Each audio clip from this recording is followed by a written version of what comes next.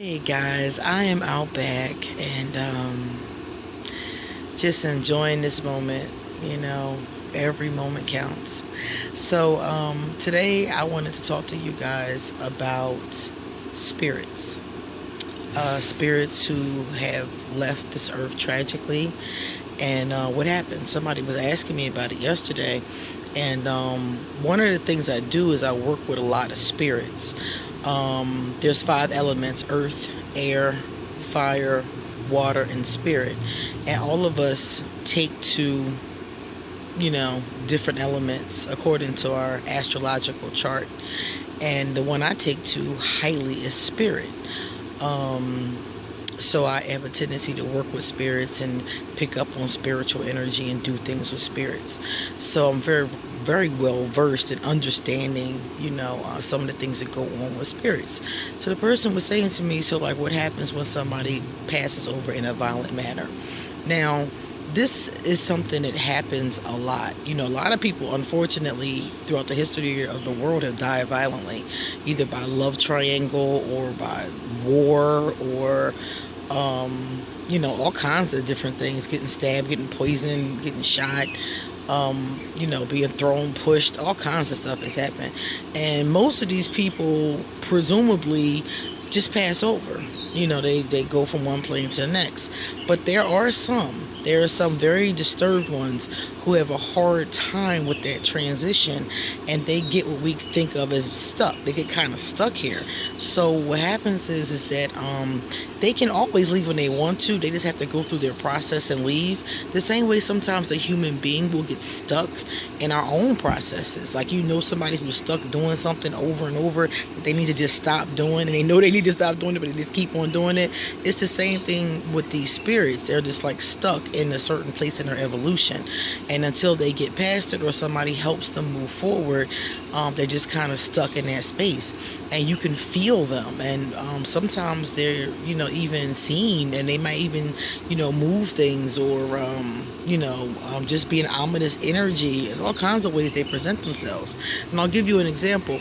Let's say somebody shot themselves in your basement in 1975. You guys moved in the 1980s, and you always feel a funky energy in the basement, just a sad, maybe angry, just funky energy in the basement when you go out there. And this could be that person's energy. And if it's something like that and you can pick up on the energy, what we would do is we would help move this person over. And until the energy was gone, basically, until we no longer felt it anymore, we would do rituals. We would pray for this person. We would talk to this person and say, spirit, I feel you. I know that you're here. And you're dead. You can go to the light. You can pass over now. Be at peace. Kind of like coaxing the spirit in that kind of way to be kind of move forward. But it's still up to them to actually do it. So some of the times we'll do that. We'll light candles. We will go get something called we'll get frankincense and myrrh to kind of cleanse away the energy, to like kind of usher the energy like towards the light. Some people like to use sage.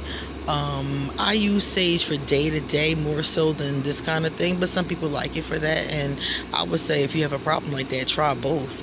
And we do stuff like that to try to get the spirit to pass over. And if it's really bad and the spirit is really an ominous force and refuses to leave, then you have to go to actually, if you've gone past the level of having a house cleansing, which is one of the things I do. I go cleanse homes for people.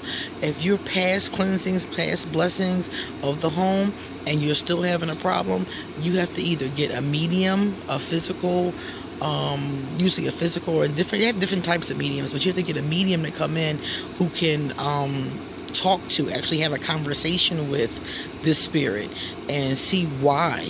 There's something holding it. They may want their story told. It may be something that people don't know. It could be something that's holding them in this energy, in this space. So and the medium will be able to help with that. And some people would even go as far as to call a priest in. you know, depending upon like what kind of clergy you're in. If you're what kind of denomination you're in. But some people who are like in the Christian faith might call in a Catholic priest a lot of times. But you know, it's the same kind of energy. He's coming in to cleanse the space. So those are the ways that we handle situations like that. And like I said before, it doesn't happen all the time. I don't want you to think it's all these, you know, what we call earthbound spirits just kind of hanging out. You know, many people die from violent crimes and just pass over and, you know, go on to the next phase, whatever the next transition is for their soul. But yeah, you know, it does happen. So I just wanted to tell you guys about that. And if you have a spirit, or if a loved one, you feel like a loved one is still holding on to their life, use some of the methods that I discussed, because you may find them to be beneficial. Okay, this is Queen Set Haru. I hope that helps. Peace.